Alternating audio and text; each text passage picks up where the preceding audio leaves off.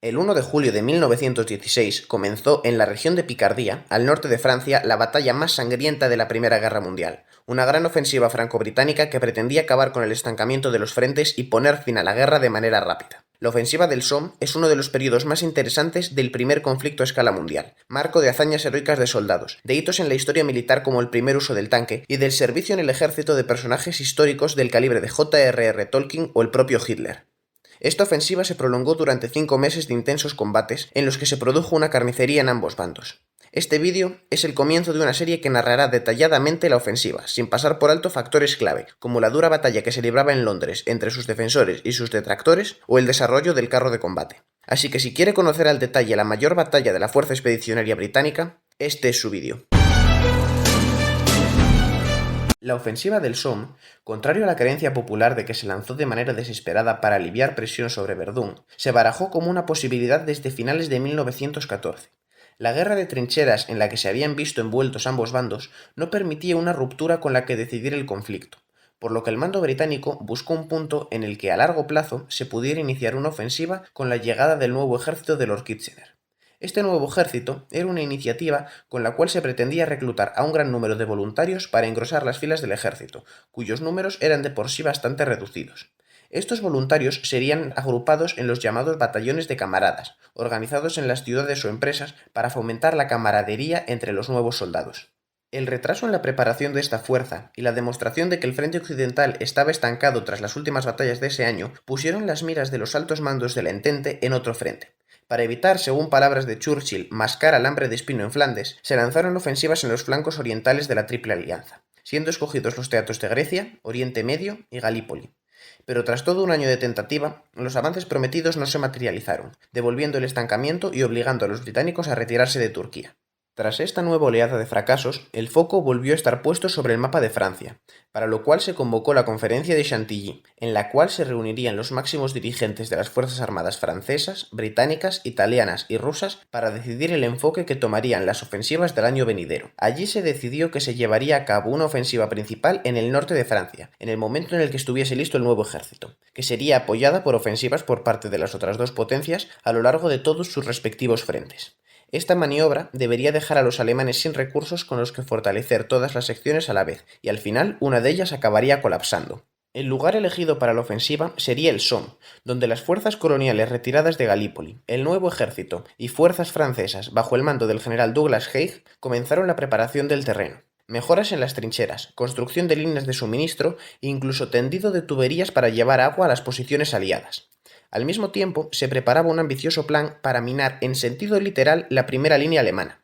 Durante meses se excavaron túneles por debajo de la tierra de nadie hasta las principales fortificaciones alemanas de primera línea.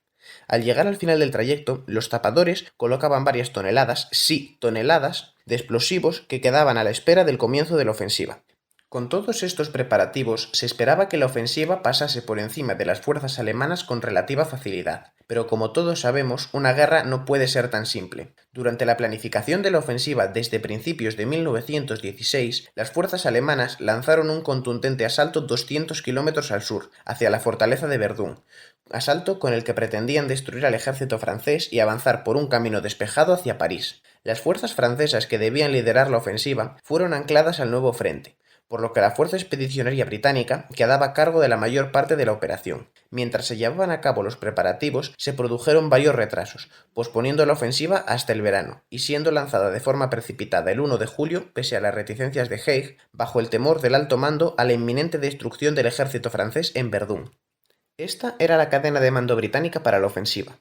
A finales de 1915, el mando de la Fuerza Expedicionaria Británica es entregado a Sir Douglas Haig, un nuevo comandante que debería traer un cambio en la estrategia. Él estuvo a cargo de la preparación de la ofensiva y de la explotación que realizaría la caballería montada tras la ruptura del frente. Bajo su mando había 3 generales a destacar. En el frente centro, Henry Rawlinson, al mando del Cuarto Ejército, un hombre muy cauto pero eficiente y favorable a las tácticas que minimizasen las pérdidas. Una de ellas es la famosa Bite and Hold, de la que no hablaré en este vídeo ya que hay un short en el canal explicándola. En el frente norte estaba el general Sir Hubert Gouth, que estaba al mando del ejército de reserva. Más adelante sería convertido en el Quinto Ejército. Y por último, en el sur, al mando de las tropas francesas que sí participaron en la ofensiva, estaba el general Fayolle. Por otro lado, el frente alemán estaba dirigido por el general Erich von Falkenhayn.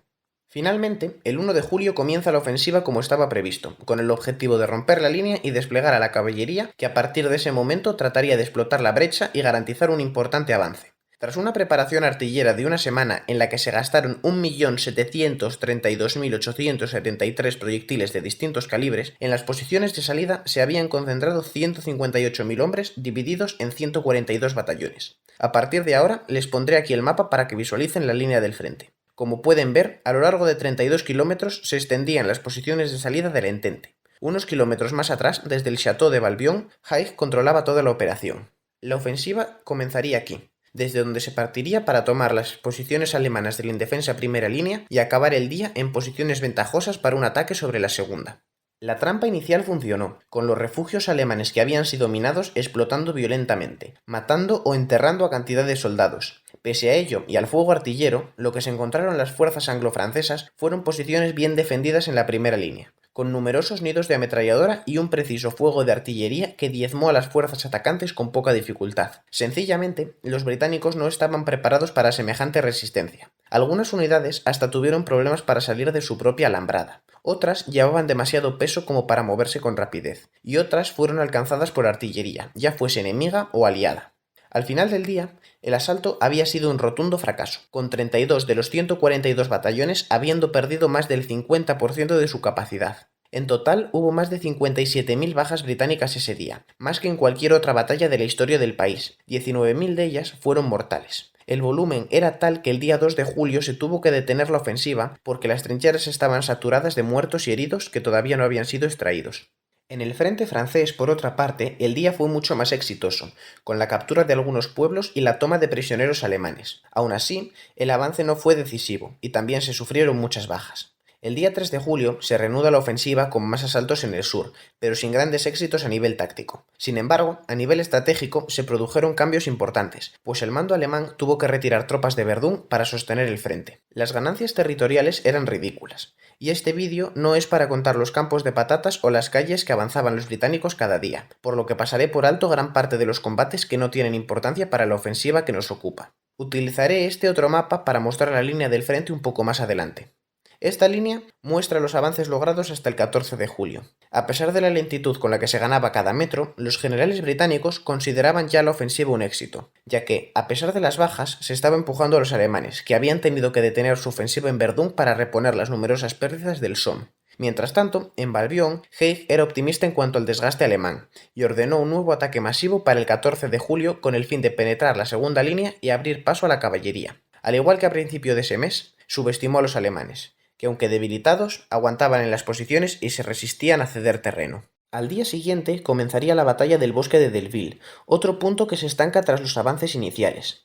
Es en el marco de este estancamiento cuando aparece la táctica de Weitenhold, una estrategia que buscaba asegurar los pequeños avances antes que conseguir grandes extensiones de terreno que fuesen rápidamente recuperadas por el enemigo. Aunque la táctica no se formalizaría hasta el año siguiente, es en el Somme cuando comienza a emplearse.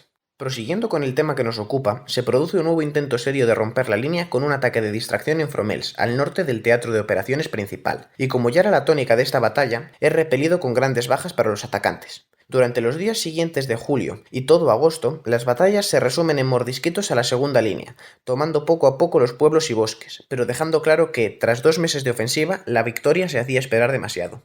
A mediados de agosto empezaban a aparecer algunos críticos con la ofensiva en Londres, siendo una de las cabezas visibles de este grupo un joven Winston Churchill, que no veía con buenos ojos el número de bajas que se estaba tolerando. Pese a ello, las promesas de Haig de un inminente colapso alemán y las cifras de bajas enemigas que facilitaba, ampliamente exageradas, llegando a proponer un total de más de 1.000.000, acallaron estas voces. Si a este punto a alguien se le ocurre que los mandos británicos eran incompetentes o que se estaba produciendo una masacre sin sentido, le pido que analice la situación desde el punto de vista del mando británico del momento. Sí, es cierto que se estaban sufriendo bajas, pero también se estaban consiguiendo avances, y las bajas alemanas, que eran casi tan cuantiosas como las aliadas, estaban complicando la defensa, ya que a mediados de agosto una división alemana duraba unos 4 días en la zona más cruda del frente antes de tener que ser retirada. Además, la posibilidad de abrir una brecha por la que la caballería pudiese pasar parecía real. así que los mandos británicos no tenían manera de saber que sus esfuerzos no darían resultado. Con la información de la que disponían, no era descabellado esperar una victoria si se mantenía la presión. Es fácil saber, a posteriori, que mantener la ofensiva no era la mejor opción, y que habría sido más productivo destinar los recursos a otro frente o simplemente reservarlos para la defensa. Pero como he dicho, en ese momento se pensaba que el Somme podía ser la puerta al fin de la guerra, y nadie estaba dispuesto a dejar pasar esa oportunidad. Hecha esta pequeña aclaración, continuó con la batalla. El 29 de agosto, tras 2 meses de lentos avances británicos, el general Falkenhayn es relevado del mando por el Kaiser para poner en su lugar a Hindenburg y a Ludendorff, que comenzarían la construcción de una línea de defensa 30 kilómetros por detrás del Somme. Paralelamente, en el lado del Entente se planifica una nueva ofensiva a gran escala para desviar tropas del frente oriental. Esta vez se evitarían los errores de ofensivas anteriores. El mando británico sabía que las mayores amenazas para la infantería eran las ametralladoras y la artillería, por lo que se preparó artillería aliada de contrabatería y, sobre todo, un arma milagrosa que sería inmune a las ametralladoras y podría sobrepasar las trincheras y el alambre de espino. El tanque estaba a punto de llegar a las trincheras del frente occidental. El 3 de septiembre se produce el siguiente ataque a gran escala, con un nuevo esfuerzo por romper la segunda línea defensiva. Tras 12 días de intensos combates, las fuerzas británicas consiguen mejorar las posiciones para el ataque principal en el que se utilizarían los carros de combate. A estas alturas de la batalla ya se empezaba a notar el desgaste tanto en las fuerzas anglo-francesas como en las alemanas, pero ambos ejércitos se mantenían en combate sin riesgo de colapso inminente. El día 15 de septiembre de 1916, de madrugada, comenzó el ataque en el que estaba planeado el uso de los 49 tanques Mark I de los que disponían las fuerzas británicas. De esos 49, solo 32 llegaron a la línea de salida, y de esos 32, solo 21 llegaron al combate antes de averiarse o quedar atascados. Aún así, el eje de Flers fue tomado, llegando hasta el asentamiento, permitiendo que la infantería lo capturase. Al mismo tiempo, los canadienses tomaron Courcelette, al este, y los escoceses Martinpuy, a medio camino entre las dos localidades, estos dos últimos sin el apoyo de los tanques. Al final del día, solo 6 carros de combate seguían operativos, con la mayoría de las bajas producidas no por fuego enemigo, sino por averías o por los cráteres de artillería en los que se quedaban atascados. Sin embargo, estas nuevas armas permitieron una penetración mayor que ninguna realizada previamente en la batalla. Eso sí, no estuvo exenta de bajas. Entre las casi 30.000 que sufrieron los británicos se encontraba Raymond Asquith, hijo del primer ministro británico, un dato que no tiene ninguna relevancia en el desarrollo de la batalla, pero que merece la pena mencionar. Volviendo al hilo, pese a las pérdidas, se capturaron más posiciones y de mayor relevancia táctica con la mitad de bajas que el 1 de julio, tendencia que se mantuvo constante a lo largo de las 2 semanas siguientes, logrando avances superiores a todos los obtenidos entre el inicio de la ofensiva y la introducción del tanque. Como pueden ver en el mapa, los avances entre el 15 de septiembre y el final de la ofensiva son considerables. Los tanques se mantienen en el frente occidental de forma constante a partir de ese momento, siendo utilizados en pequeños ataques con apoyo de la infantería durante las batallas de Morval o Thiepval, ambas a finales de septiembre, y en ambas, con el apoyo de los tanques, se obtiene la victoria. Nota importante: si busca la participación de los tanques en la batalla de Morval, aparecen informaciones contradictorias, ya que se utilizaron en Judencourt, un pueblo que formó parte de la ofensiva de Morval, pero no el propio Morval, de ahí las contradicciones entre distintas fuentes. A estas alturas, habiendo descubierto la efectividad de los nuevos acorazados de tierra, Haig mantiene su optimismo, confiando en que todavía hay tiempo para una ruptura, por lo que se prepara para un último empujón en octubre que abriría las puertas a la caballería. Por desgracia para los británicos, a principios de ese mes comenzaron las lluvias, que cayeron como un caldero de agua fría sobre los planes de Haig. La mayoría de los oficiales del bando atacante ya daban por perdida toda esperanza de aquello, y se conformaban con la toma de Bapaume para tener un nuevo punto de partida con miras a una ofensiva el verano siguiente. En las tropas también se notaba la fatiga, con unidades que no salían de las líneas para los ataques y una moral en general baja. La ofensiva estaba llegando a su fin, pero tanto soldados como oficiales se resistían a dejar que tanto esfuerzo fuese desaprovechado sin por lo menos una pequeña victoria. El lado alemán tenía una situación similar, pues habían sufrido casi tantas bajas como los británicos. Cada vez las posiciones se defendían con menos ferocidad, pero la situación no era crítica, ya que la lentitud de los avances enemigos les había dado tiempo a preparar líneas defensivas por detrás de las existentes. Como curiosidad cabe mencionar a 2 celebridades que participaron ese mes en la batalla, ambos como enlaces de comunicaciones de sus regimientos. En el lado británico, el famoso escritor J.R.R. Tolkien, autor del Señor de los Anillos, obra en la cual utilizó el paraje desolador del Somme para describir la Ciénaga de los Muertos y las proximidades del Moranon. En el lado alemán, conocido por motivos muy distintos, se encontraba Adolf Hitler, que fue herido y retirado el 7 de octubre.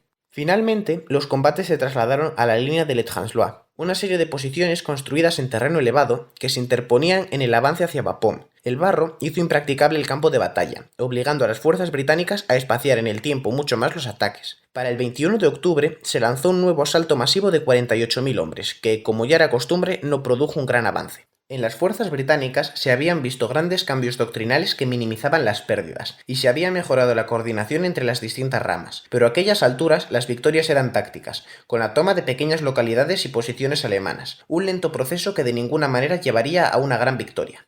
Con este panorama llegamos a un noviembre en el que la tierra de nadie se había convertido en un cenagal, la moral de las tropas estaba bajo mínima, y la mayor meta de la ofensiva que iba a acabar con la guerra era tomar el pueblecito de Bapaume. Al igual que en el mes anterior, noviembre fue lluvioso, manteniendo el terreno enfangado hasta tal punto que el aprovisionamiento de la munición para la artillería requería un esfuerzo titánico. Tales condiciones imposibilitaron cualquier gran ofensiva, por lo que el mes fue relativamente tranquilo, produciéndose combates localizados en puntos de poca importancia.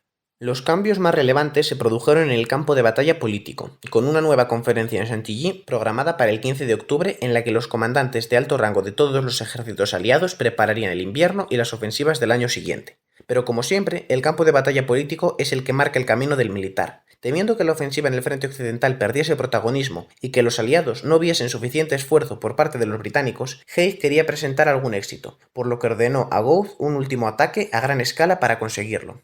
El terreno estaba enfangado, por lo que la ofensiva se pospuso a la espera de mejores condiciones. Finalmente, el día 13 de octubre, próximo a la fecha límite, Gouth ordenó el ataque contra los pueblecitos de Lancre en la zona norte del frente. Perdonen que lo españolice, pero mis cuerdas vocales son incapaces de pronunciar semejante vocablo en francés. En la conocida como Batalla de Lancre, cerca de 40.000 británicos tomaron parte en un asalto ininterrumpido en el que las fuerzas alemanas, agotadas, desprovistas de munición y con muy baja moral, cedieron las posiciones y se rindieron en grandes números, llegando a sumarse 5.000 prisioneros. Pese a ello, no se tomó ningún objetivo hasta el 14, momento en que las tropas británicas entran en Beaucourt y Beaumont-Hamel, últimos avances británicos en el sector.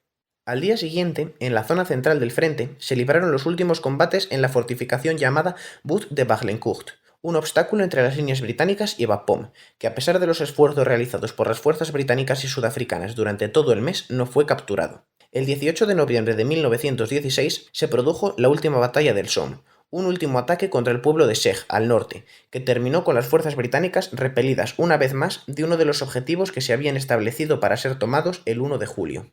La gran ofensiva del Somme terminó aquel día, sin haber conseguido los objetivos previstos y dejando tras de sí una inmensa carnicería en ambos bandos, con una proporción de bajas similar entre atacantes y defensores, 623.000 de la Entente y entre 450 y 500.000 alemanas. En conclusión, si bien la batalla del Somme no puede considerarse una victoria, sí cumplió con dos objetivos fundamentales. En primer lugar, salvó Verdún de la presión alemana, y en segundo, le causó al Reich unas bajas de las que nunca podría recuperarse, perdiendo a muchos oficiales y soldados experimentados que dificultarían el resto de sus movimientos a lo largo de la guerra.